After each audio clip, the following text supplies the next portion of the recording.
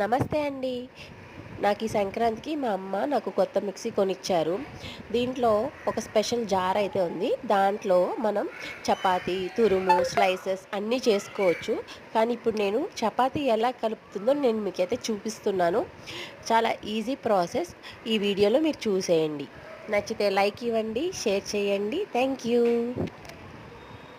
Hi అండి. నమస్తే.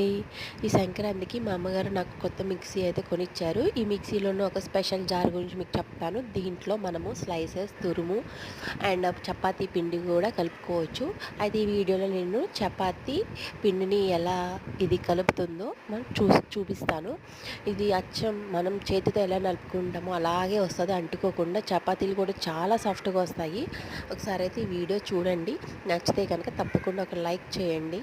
Thank you. Hi అండి. నమస్తే. ఈ సంక్రాంతికి మా అమ్మగారు నాకు కొత్త మిక్సీ అయితే కొనిచ్చారు. ఈ మిక్సీలోనే ఒక స్పెషల్ జార్ గురించి మీకు చెప్తాను. దీంట్లో మనము స్లైసెస్, తురుము అండ్ చపాతీ పిండి కూడా కలుపుకోవచ్చు. అయితే ఈ వీడియోలో నేను చపాతీ పిండిని ఎలా ఇది కలుపుతుందో మనం చూపిస్తాను. ఇది అచ్చం మనం చేతితో ఎలా నలుపుకుంటామో అలాగే వస్తుంది, అంటుకోకుండా. చపాతీలు కూడా చాలా సాఫ్ట్గా వస్తాయి. ఒకసారి అయితే ఈ వీడియో చూడండి.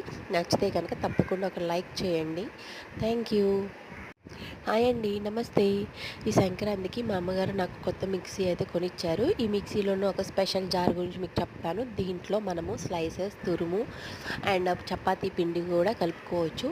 అయితే ఈ వీడియోలో నేను చపాతీ పిండిని ఎలా ఇది కలుపుతుందో మనం చూపిస్తాను.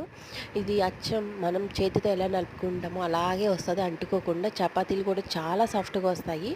ఒకసారి అయితే ఈ వీడియో చూడండి. నచ్చితే కనుక తప్పకుండా ఒక లైక్ చేయండి. Thank you.